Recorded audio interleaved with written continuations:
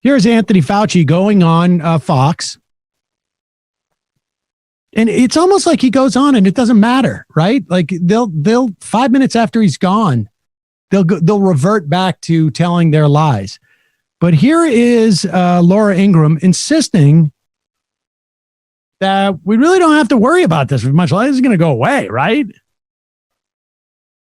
Dr. Fauci, on the question of a vaccine, we don't have a vaccine for SARS. I mean, they got close in mice. We don't have a vaccine for HIV. And life did go on, right? So the idea that we're definitely going to have a vaccine, we didn't really approach much else in the same way as we're pegging going back to normal with a vaccine, did we? Well, no, but Laura, this is different. HIV/AIDS is entirely different. We don't have a vaccine for HIV/AIDS, but we have spectacularly effective treatment. People who invariably would have died years ago right now are leading essentially normal lives. SARS is a different story. SARS disappeared. We developed a vaccine. We were in the process of going through the various phases. We showed it was safe. We showed it induced a good response. And then SARS disappeared, and we didn't need to develop a vaccine for SARS. So I think it's a little bit misleading maybe to compare what we're going through now with HIV or SARS. They're really different. But we don't know. This could disappear. I mean, SARS did pretty much disappear. This could as well, correct? Yeah.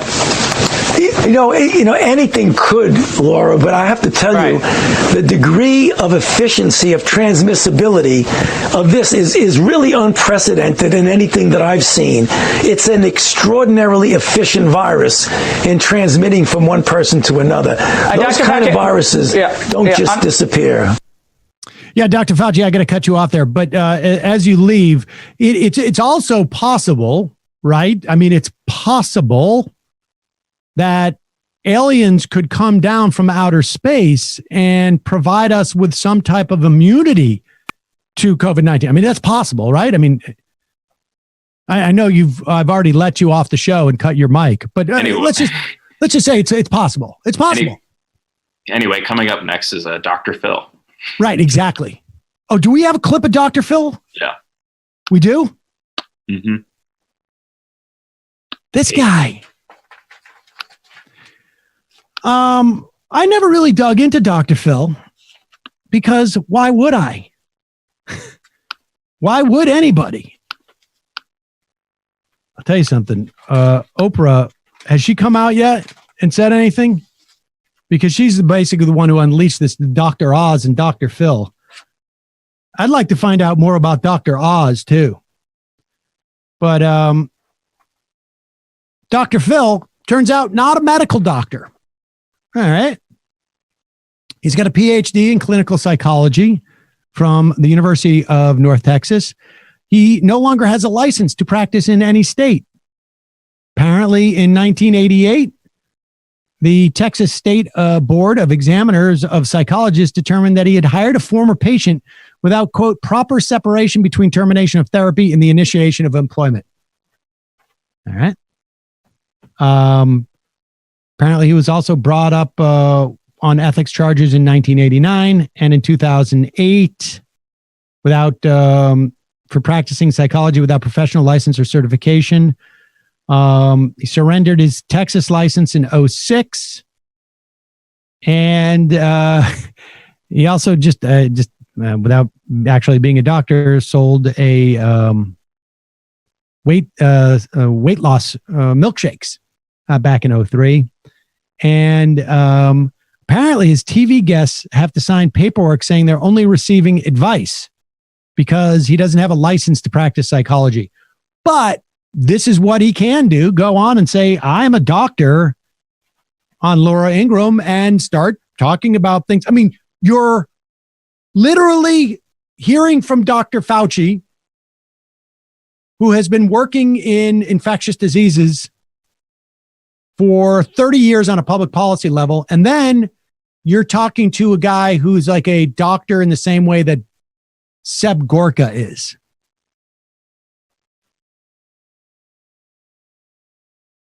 Put this up. 250 people a year die from poverty, and the poverty line is getting such that more and more people are going to fall below that because the economy is crashing around us, and they're doing that because people are dying from the coronavirus. I get that, but look, the fact of the matter is we have people dying. 45,000 people a year die from automobile accidents, 480,000 from cigarettes, 360,000 a year from swimming pools, but we don't shut the country down for that. But yet we're doing it for this, and the fallout is going to last for years because people's lives are being destroyed. You know, I remember back in the early aughts when that big infectious people dying of swimming pools disease was passed around. And we were very afraid, but we just worked right through it. And of course, we have spent untold resources to get people to not smoke, and we have a lot more people dying, or a lot less people dying of cigarette smoking. But does he not get the idea of the infectious disease part, the contagious aspect of this?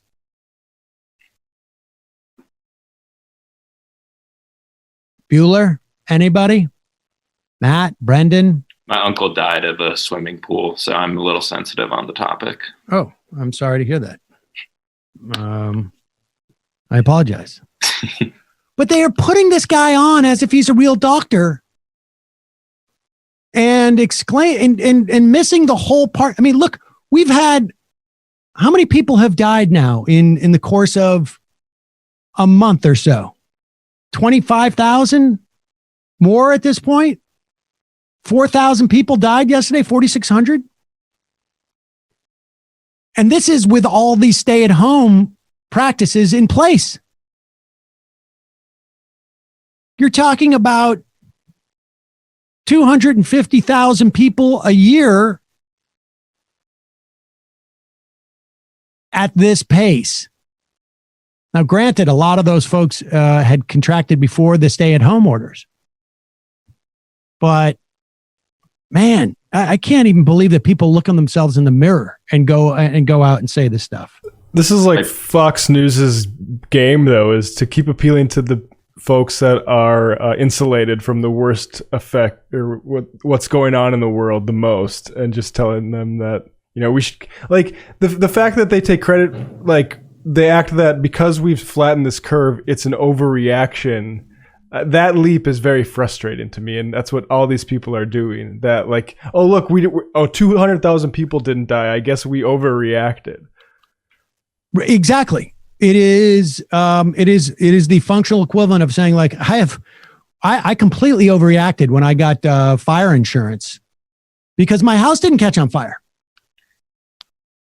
The reason why we are looking at the numbers we're looking at are because of the actions that we're taking. And again, the impetus to take those actions has not gone away.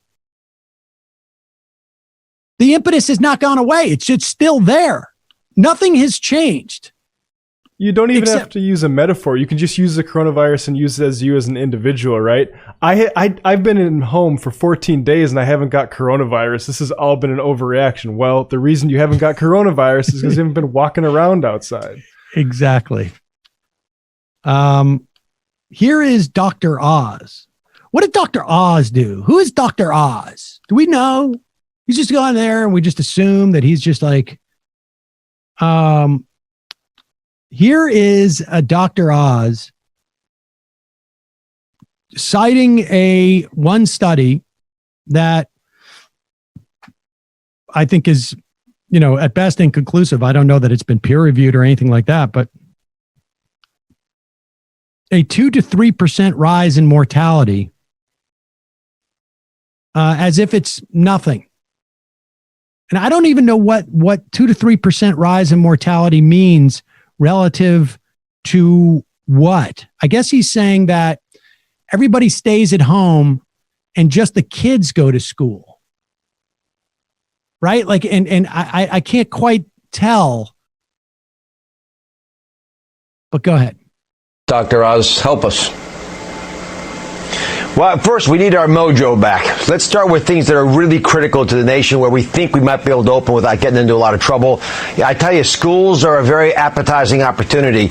I just saw a nice piece in The Lancet arguing that the opening of schools may only cost us 2 to 3% in terms of total mortality. And, that's any life is a life lost. But to get every child back into a school where they're safely being educated, being fed, and making the most out of their lives with a theoretical risk on the backside, it might be a trade-off some folks would consider. But you need to get industry back, supply lines. I mean, things that we can do without putting the nation at risk. Dr.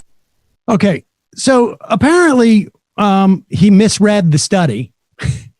And what it actually talks about is that UK researchers, The Lancet is a British medical publication, they found that closing the schools without any other mitigation measures, in other words, if they closed the schools and everybody went out to bars and whatnot, that would only reduce the deaths by 2 to 4% that are taking place there. So you cannot apply that to, in other words, Reverse you can engineer close it. the schools, but if you keep going out and about socializing with people, all that happens is that the more effective, sort of transmission conduit of the schools aren't there, and so you would reduce deaths 2 to 4%.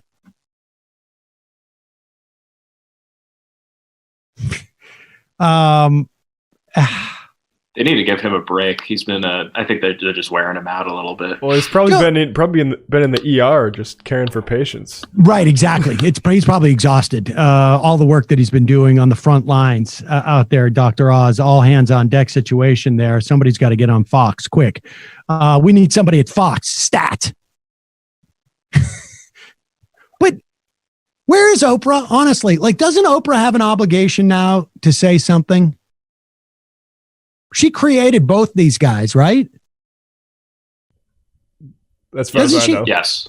Doesn't she have an obligation? I mean, do you guys not think that she does? I sort of think that she... The Democrats are grooming her for 2024, so I don't know if we're going to get a lot of real criticism of Oprah's Oprah doesn't role in owe all you this. anything, Sam.